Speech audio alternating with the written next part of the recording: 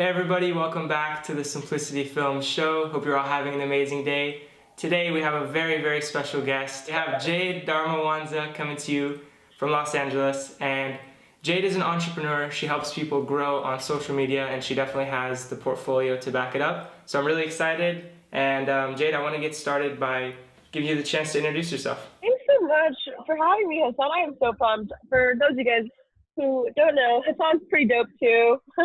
we met in like last year. Actually, it's almost like our 1 year anniversary for meeting. But basically, Hassan and also other like-minded people kind of came together because likewise, we're in the social media world where we help brands and people with their own content and games. So yeah, I'm a consultant. Currently working on my PBJ app, which is trying to be released this year. So I would say my two main focuses are helping other people build their brand and then building the app. So that's a little about me and our friendship with Hassan. Yeah, so guys, like Jade said, she is an absolute expert when it comes to growing on social media. And it's so crazy to me that it was about a year ago where we were hanging out in Newport Beach, if you remember. No, it's exactly a year. Like, it was like February 9th. So at that time, Jade, I think it was about 10,000 subscribers on YouTube. And that's when you were like vlogging and just getting started. So what's so crazy about this is in exactly 1 year, Jade has been able to grow to basically 200K YouTube subscribers and 45K on Instagram. So you definitely know a thing or two about how to grow on social. So I want to kick this off by, Jade, what is your top 3 tips to grow on YouTube, and then what are your top 3 for Instagram? Oh, this is a saucy question. All right, so you can, all my followers are fake. It's like they're not real. I bought them. I'm joking. There's a lot of ways to grow. I think one of my favorite ones. I'm gonna share things that are new because I say a lot and I repeat a lot on my channel. So I'm gonna say something new just for this podcast.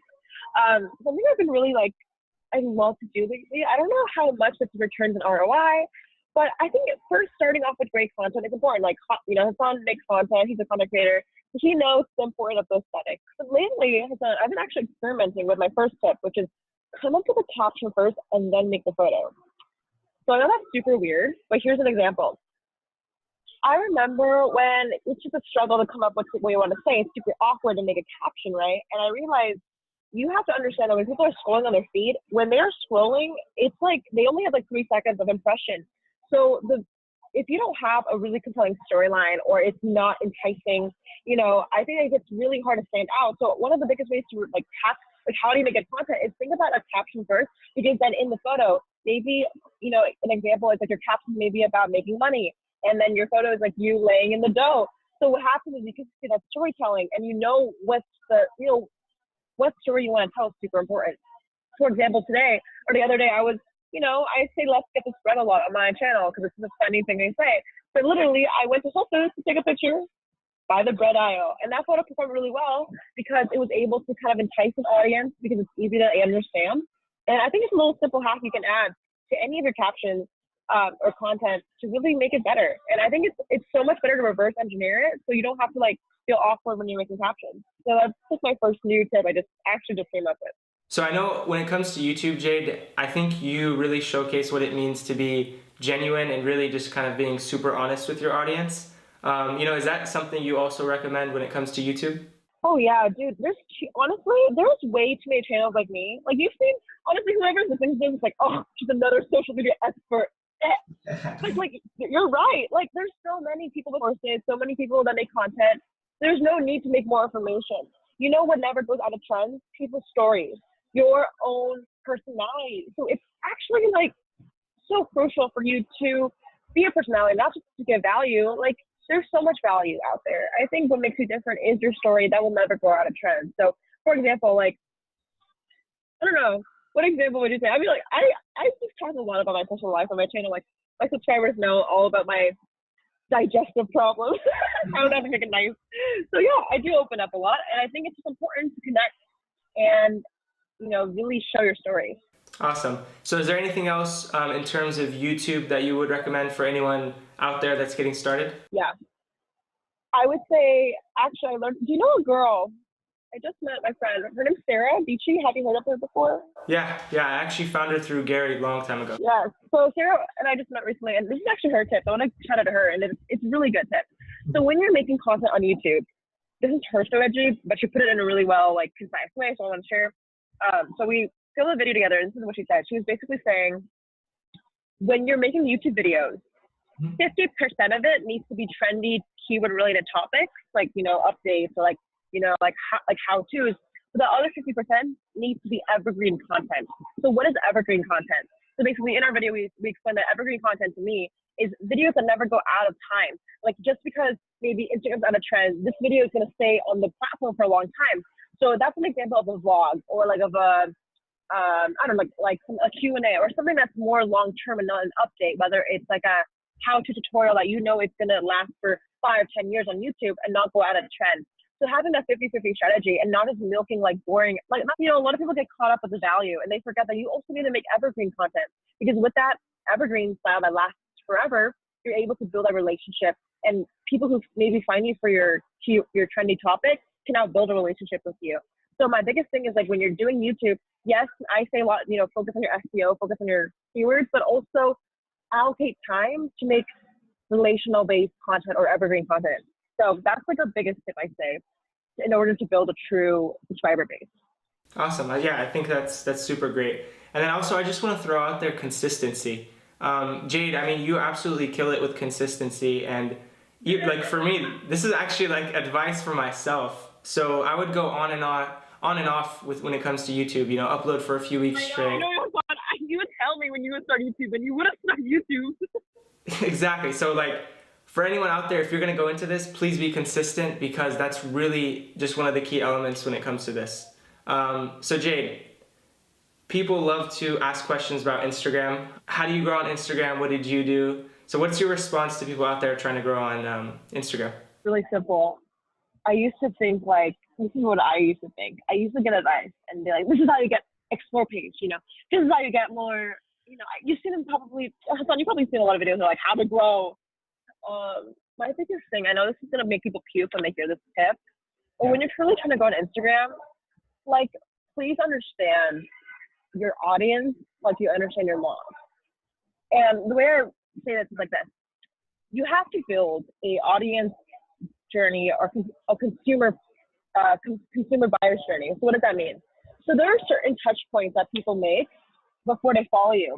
Like, okay, let's be honest here, Hassan, like, you and I, like, we've tried to protect our Instagram ratio, like our following to followers, right? Like, we don't want to follow too many people. So understand, if people out there, the regular people like us are afraid of following people, you have to understand, why would someone give it by following you? Because people are scarce, where their attention is limited. So, just realize, like, if you're frustrated with getting followers, like, realize it's pretty freaking hard to get people's attention. So, one, don't be hard on yourself. Now, the second thing is, when you're trying to grow, once you understand that fucking piece, understand your audience like the back of your hand, right? So what I'm trying to say is, like, the back of your hand pretty well. What I'm trying to say is, like, you have to understand, like, maybe your audience consumer path is, like, they search you on YouTube, then they stalk you on Instagram, and then they scroll on your feed, and then they follow you. So, like, there's a couple touch points. So remember, it's maybe not people popping on your explore page. Maybe it's people sharing your posts to, like, the group chat. So what I would do is literally work backwards on how are people currently discovering your post. There's a little number on your Business Insights that says, like, profile visits, like, if maybe it's like 500 people that are viewing your profile every week, like, really track down, where are they coming from? Are people stalking me? Are they my friends? If you don't know that data, what I would start, if you're, like, truly trying to find that data, I would start with maybe asking one of your followers, like, how did you find me? And really work back from there, because you can recreate that audience journey over and over, but you need to nail down that audience member and how they find you and replicate that over time. And that's the thing. It's like, this advice is different from everyone, and no one likes this one, because, like, it's not about buying followers. It's literally about knowing your audience so well, giving them value, and it requires a lot of research. So that's my biggest advice. Yeah, and I think it's really, when people get started, they don't realize, the hard work that it takes to get into it. Why do you think most people fail when it comes to social media, or quit? I don't think everything's fail. Oh yeah, well, yeah. If your definition of failure is, like, not growing, like, then that's your fault. My definition of failure is when you're not, like, you quit, right? If you're not being as consistent as you say you are. Well, honestly, for me, it's really hard for me to say like this is the number one reason why. But if I have to guess, people aren't consistent because they're not motivated. But I'm like at the same time, like, you know what? This is the truth. Some people get lucky. Like, yes, you put hard work in, but there's a whole attribute that's luck and timing. So I think what's happening now is people look at the people that blow up really fast. Like if you look at my channel, you're like, holy shit, this is like luck. Or I don't know, if you do any other channel, like you always compare yourself. And I think that's really unmotivating to people. Because what I've seen a lot is like, I don't know if people really talk about this, but most people fail because it's just 98% of the world will just fail. It's just because if it was, easy, then everyone would do it. So my biggest like assumption is, I don't know, I just think it's because like if it's, success is like such a big thing to you, it needs to be so scary and big that like, there's a chance of failure. Because like I said, one of my mottos is like the word entrepreneur, and like the word entre in Latin root means risk. Like if you Google it, like entre means taking a risk. So if you take the risk out of it, full on, it's just there's no real risk and there's no real persuasion. So that's what I think. It's like people are not okay with taking risks, and that's where I feel like people give up. Yeah, no, I love that. And I think for me personally, just speaking from my own, experience, I waited I wanted to start this podcast 6 months ago. And I would always wait for the perfect, literally, I would be like, oh, I don't have a place to do it, or, I just don't want to start right now. I'll just wait for the perfect time. That perfect time is never going to come. So yeah, it's totally about taking a risk and just diving into it head first. So I love that. And I think for you and I, since we're young and we're in this entrepreneurship game, we're always learning, right? We're always learning new things. But Jade, I'm just personally super curious. Where do you see yourself in the next 5 years? Because I'm 17, so I'll be 22. Oh my God. Okay, I'm pretty young then. Okay, so when I'm 22, I hope I see myself in 2 fields. I want to see myself doing YouTube and social media because that's where I feel like I can reach the most people. So if I ever find myself like abandoning it because I'm going to make more money off somewhere else, like I would probably be questionable because I see myself in content and sharing my message. Now, the second thing is I believe currently the only way to impact people at scale is through technology, software. So I really want to be in the tech business and build an educational platform with using software. So I really want to be in the tech space and use YouTube as my marketing, but really build stuff for the future, not today. Like I'm saying with you, Hassan, like I'm willing to put in the grind or like live through humbly whatever that means to someone. Because I'll be patient enough to wait for when it does come. And I'm not really I don't really give a shit about like revenue. Like some people have like a 10-year revenue mark. And like, that's not what motivates me. What motivates me is like truly knowing that what I can build is valuable to someone. So it's truly helping others. Because as we said, money doesn't make you happy. And I really want to shift my focus to the people and the people that give back. So that's where I see myself, like content and technology software. Awesome. Well, everyone, I'm going to go ahead and drop Jade's links down in the description for Instagram and YouTube. Go check her out. Jade, thanks again for hopping on the show. Really appreciate it. Well, thanks for having me. I'll catch you guys later.